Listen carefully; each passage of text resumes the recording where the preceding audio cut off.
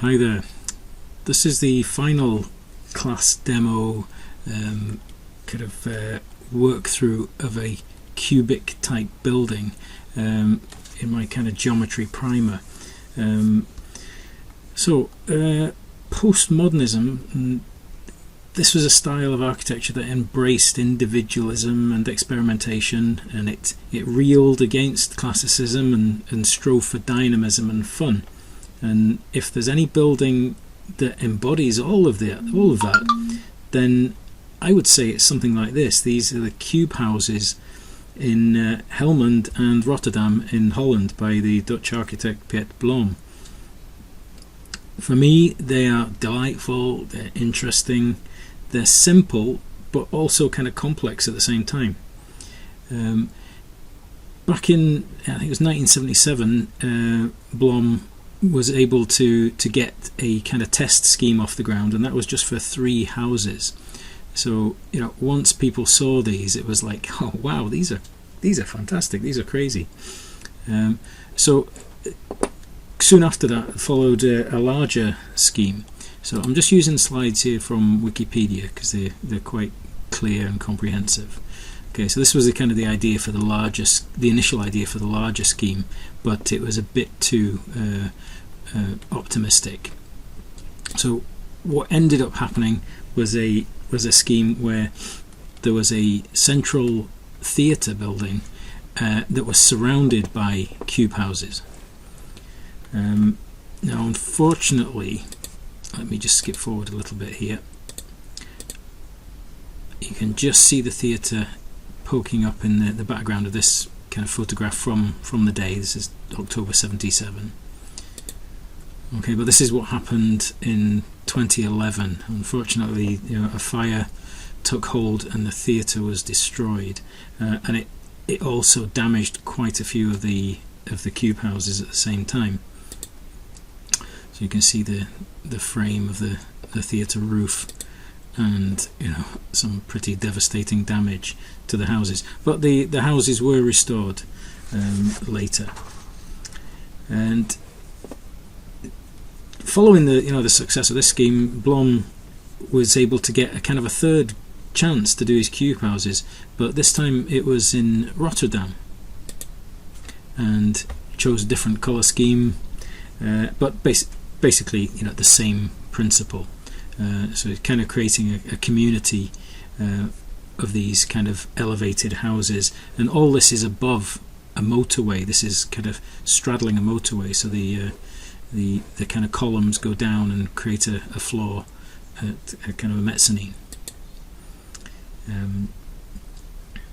Let's look at my script here. So Rotterdam, it still is an amazing place for architecture, and they've got what we kind of call a laissez-faire attitude to design, where kind of anything goes.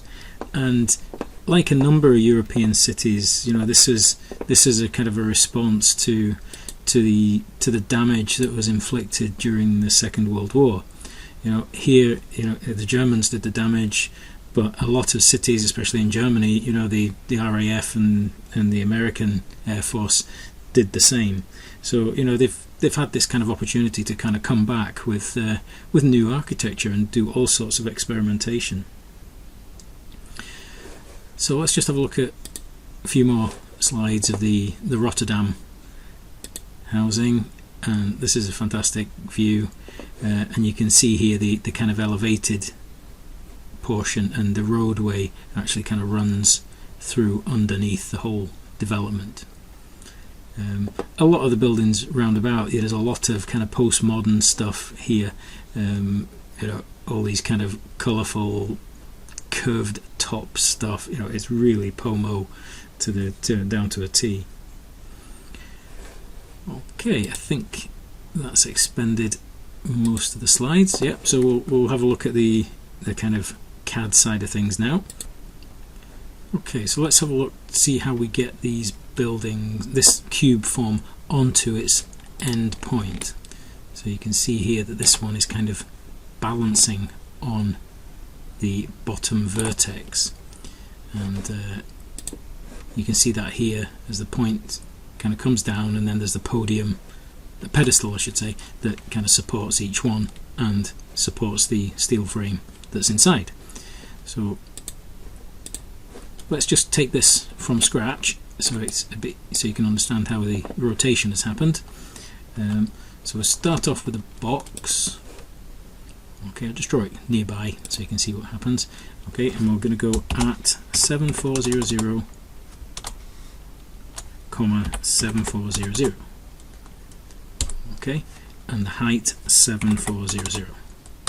And I'm using that dimension because it's one that I did kind of spot on a sketch in a blog online, and it seems to work out with other drawings that I've managed to find. It seems to tally quite well. I haven't approached the architects for any drawings as such, so we're just kind of doing a bit of guesswork and a bit of deduction. Okay, so the first adjustment is to rotate around one of these edges. Doesn't matter which, it could be this one or it could be this one. Okay, so to do that you have to rotate around the front coordinate system. So if you're following this, make sure you're in the 3D modeling workspace, and then you can see the coordinates tab, and we would change to the front UCS. Okay, now we can rotate this. So rotate, pick the object, enter base point either here or here. Okay, I'm going to go for this one, so I do a positive rotation. Okay, and then we're going 45 degrees. Okay, so that brings us to this diagram. Okay, so we've got that, we've tilted it up. Now what we need to do though is rotate around this point, but we're bringing this corner so it's directly above. So imagine a line through here and a line joining these, and so what we've got to do is rotate this plus the line by this amount. Okay, so we do that in the left or the right UCS, and because I'm kind of on the right hand side of the object at the moment, I'd use the right UCS. Okay, so let's rotate again. Okay, I'm going to pick both of these just for now and enter base point. Now I don't know what that angle is, so you use what's called a reference rotation. Okay, so the reference angle is from here to this vertex, and the destination is the top of this line. Now, it's all quite tricky to get your head around which way things are facing at the moment. Okay, but the idea is that what we've done is orientated this so that A is directly below B. Okay, so what I do to test that is draw a circle. Well, I'll go back to the world coordinate system to do this. Go back to world and draw a circle. Okay, just a small one, and then use the same radius circle on this vertex, and if we look down on this now, we should only see one circle because those should be exactly the same size directly above each other. Okay, so use the plan command, PLAN, enter twice, and there you can see we're looking straight down on it. We don't see two circles, but there are two there. This slide is a kind of taken from Wikipedia. It's showing you the angles that the edges of the kind of pseudo cube form when you're viewing it in isometric. And what we've basically got here when we're looking down on our cube is the same phenomenon. So if I draw on top of this with the polyline, so what I'll do is go from that midpoint to midpoint and then move that to the side. Okay, and if I draw from this midpoint, okay, but we're drawing 2D lines on a 3D object here, but because they're polylines, they don't change their Z position. So if I turn this around, you see that the lines I just drew are kind of flat. So what we'll do is just explode those, and I'll just put some dimensions on those. Let's use angular ones. So lo and behold, we have the same setup as an isometric, and that's kind of what you would anticipate, because we pulled that cube towards us by using the angle on the diagonal, and that angle is 35.264. Okay, it all looks kind of weird here with things not, the dimensions kind of drop down to the Z, zero value for Z for the current UCS. So that's how you basically get the cube onto its end. It's a little bit tricky, but it's a 45-degree tilt over and then a 35.264. But notice we didn't type the number in, okay, because it's a recurring number. It's more accurate to use the actual geometry that you're working with. You get no disparity then. The rotation's kind of one aspect of this kind of geometric puzzle, but another one is creating the overlap of the cubes. Okay, so in construction terms, we would call the area that is shared between the two buildings a party wall. It's shared between two parties. So how do we get these to overlap exactly? We're halfway down, half of it's overlapping, half of it isn't. It's all very geometrically accurate.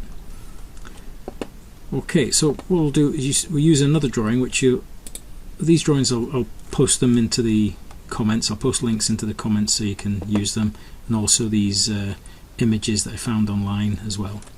So this is what we're going to kind of create now, the kind of cluster. So let's just shade this so you can see what's happening. Okay, it's quite a bit of colour in here, because what we've got is cubes inside cubes, and we need to do that to form so that we can work out how much the overlap should be. Okay, so this 7.4 meter edge length, works out really nicely when you kind of place it onto a scaled up plan, and there are some dimensions on these drawings which are used to help kind of get them to roughly the right size. So there's a little bit of guesswork going on here, but not a heck of a lot. Okay, so I'll switch the shading off for a second and go back to the plan view here. Okay, so for the overlap, this is what we've got to work with. So we've got the outside size, okay, and then we've got to decide on a wall thickness, something to work with. And so I'm saying that the walls here should be 400 millimeters thick. It sounds a bit generous, but there is a steel frame to be dealt with here as well, and all the infill insulation and secondary kind of framing and things. So 400 mil, probably not disastrously big. Okay, so the green is 400 inside from the yellow, but the red is the critical one. That's halfway between, so that's 200 from the inside and 200 from the outside. Okay, so it's the red one that we need to work with to get where we need to be. So what I'm going to do is switch off these images. I'll freeze that layer. Okay, and I've got a circle here, so I just have a position for my first kind of tree, my cube tree. So I'm just going to erase everything there, apart from the circle. Okay, so we're starting kind of from scratch. So let's just copy these three shapes over here. Okay, so we'll extrude them all by these sizes. So yellow is going to extrude 7400, red is going to extrude 7000, green is going to extrude 6600. Okay, so I'll use extrude from here. Okay, so this is 7400. The next one is 7000, and the next one 6600. Okay, but they need this one needs moved up 400, this one needs moved up 200. So I'll just pick them, move base point anywhere, make sure ortho's on, and set the plus Z. So this one's going up 200 and this one's going up 400. Okay, and let's just colour these. So I'll use the match properties. I'm just going to colour the inner one green and the middle one red. Okay, so we need to do our rotations. So let's rotate it.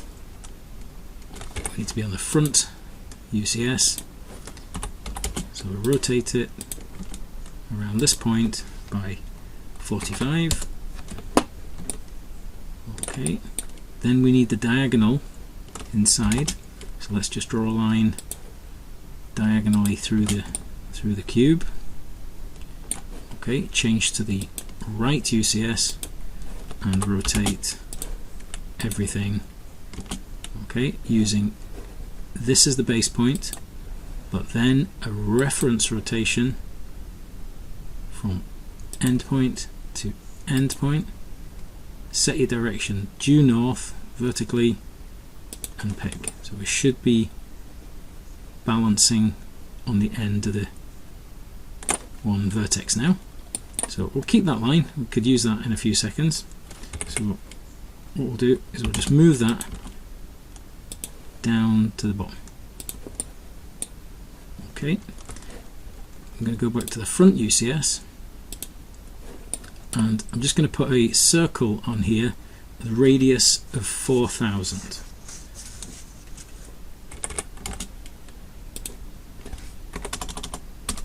And then I'm going to trim off the bottom of the line.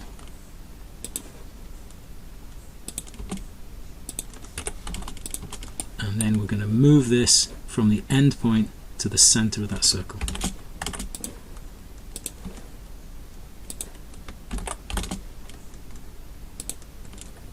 Okay, so that's our first cube in position. Okay, now how do we get this overlap? Now this is kind of the tricky bit. Now that face is kind of at the back, it's facing away from me, and this corner here is at the front.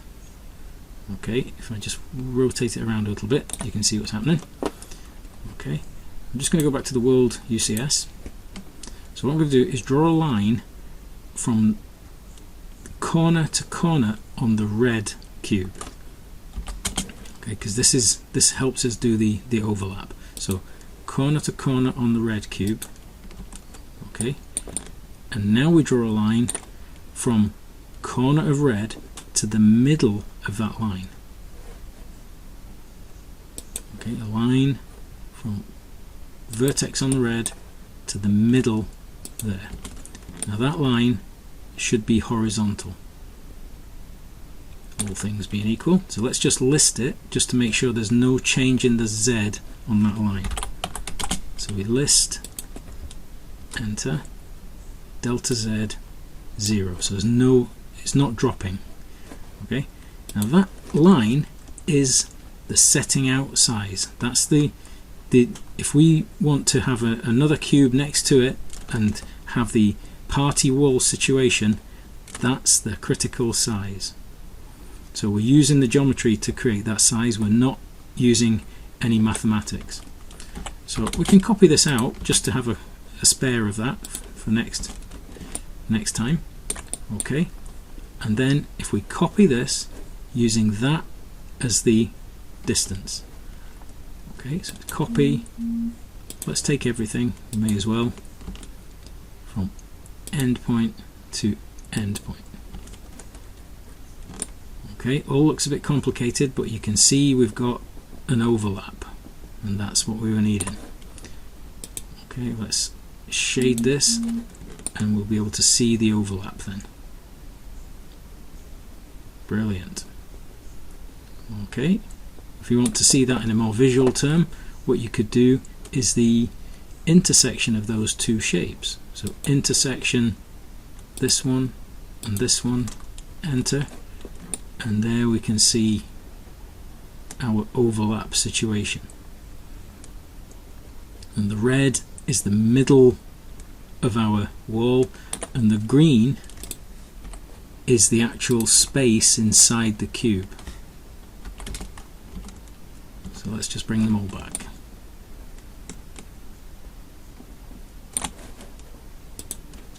Okay, 2D wireframe. Okay, so to put a cube on this side, we do the same thing, but just using this vertex to try and find the middle of this plane. Okay, I've got quite a few lines now. It's all getting a bit complex, but a line across that surface, okay, and then a line from this vertex to the middle there. And these two lines should be the identical size. So if we list both of them, they should be exactly the same size. 857324141, 857324141. Okay, so that is our setting out size going in this direction, because it's going to end up as a kind of a hexagonal setting out. They're not kind of in a kind of a square cluster, they're in a hexagonal cluster.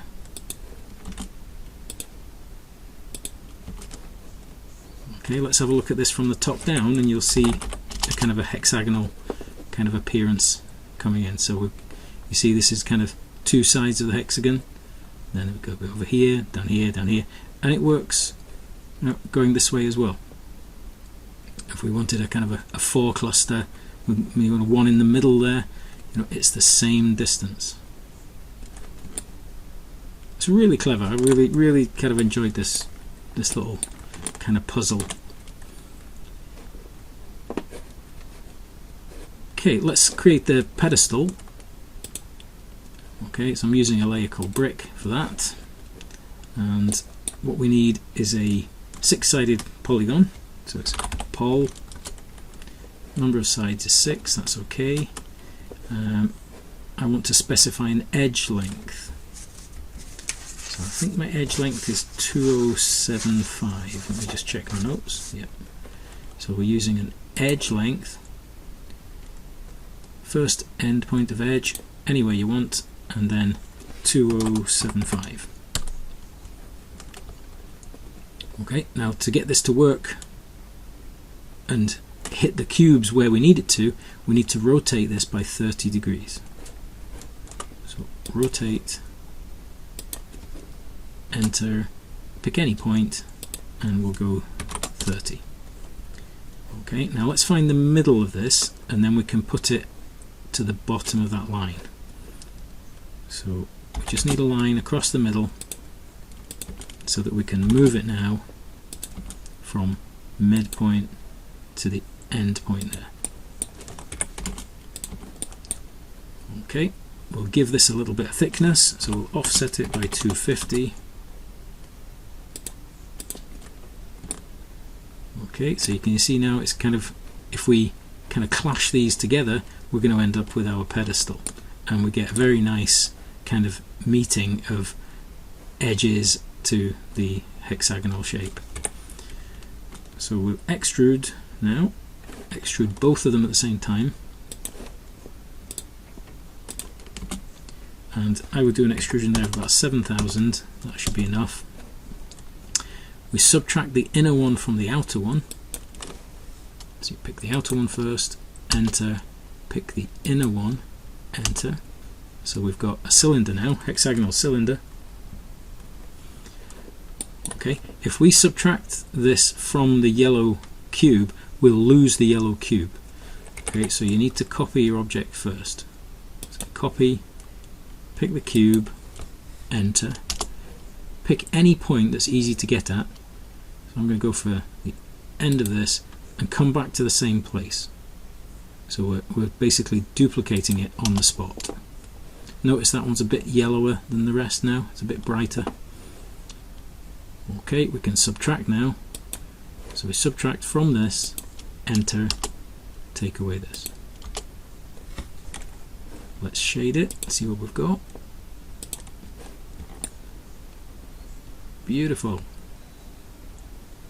It's just geometry that you really struggle to get your head around until you start playing with this. You know, the relationships are just so clean and obvious, but they're really difficult to kind of get your head around initially. Okay, so we'd have one of these at the center of each one. So let's just use that end point as the base. Okay, got a lot of lines kicking around here. We could probably put those onto a different layer just to clean things up a bit. Let's just switch layer 0 off temporarily. Same here, we don't need these circles and lines anymore. Put them onto 0.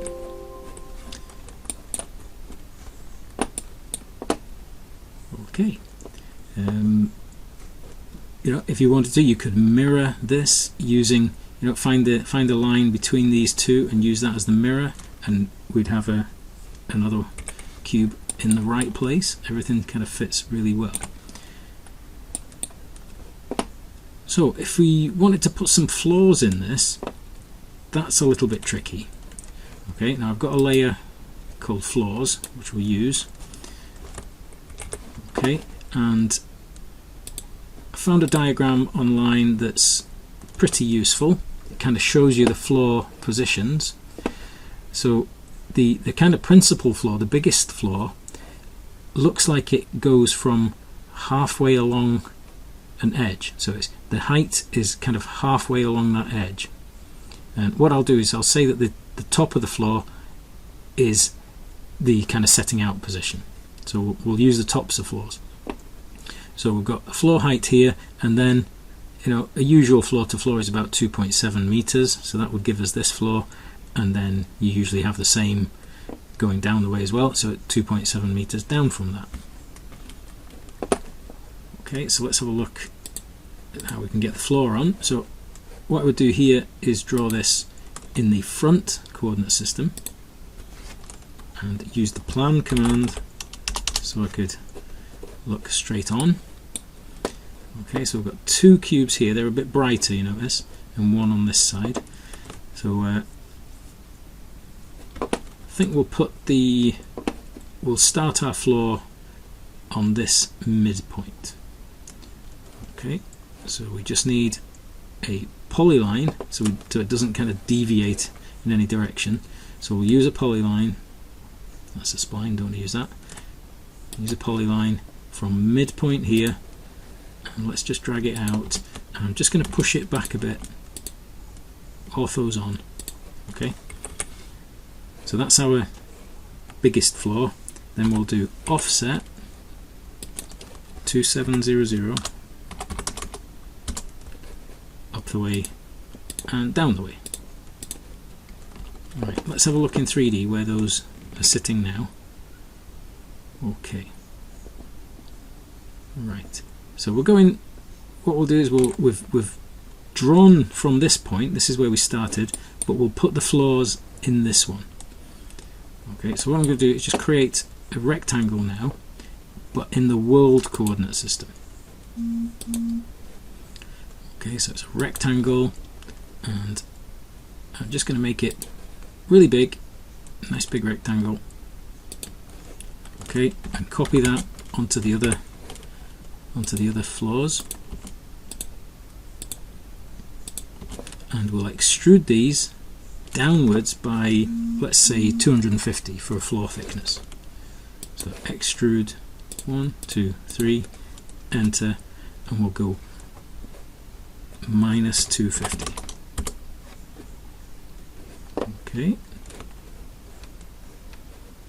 What we need now is effectively 3 copies of the green cube, because each time we use it, it's going to get destroyed.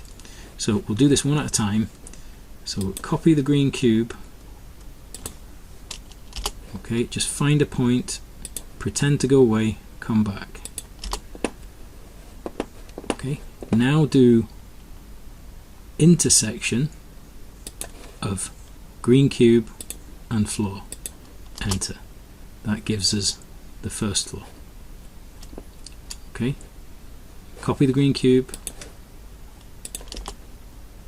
pretend to come back, pretend to go away and come back to the same point, intersection, green cube, floor. Okay, same again, copy the green cube, intersection, green cube, floor. So you notice the edges of the floor are sloping. That's kind of what would happen. It's picked up on the layer of the object that was used for the intersection. So we'll just put those back on the floors. These lines have done their job. Those floor shapes would be copyable to the other 3 cubes because they're all in the same kind of orientation. Okay. Ultimately, the red cube wouldn't exist. That's kind of like our setting out line. And we then need to subtract the green cube from the yellow cube. So it's a subtract this time. Click the yellow, enter, click the green, enter. Okay, if we do an X-ray shading now, we can see we've kind of got our floors inside the cube.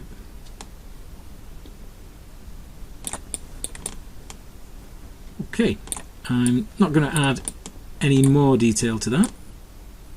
What we can do, just as a finish off, just bring back on the scan layers, the images, and let's have a look at from the top down, and you just see, just how close we've kind of got to the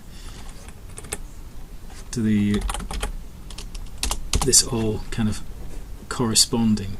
It's all looking pretty good. Let's get rid of the shading. Let's go to wireframe, and you can see, our pedestals are sitting really well position wise with the plan that I did find. It's a really interesting project, and a really good fun bit of geometry, and hopefully you learned a bit of CAD there at this AutoCAD there at the same time. So take care and best wishes.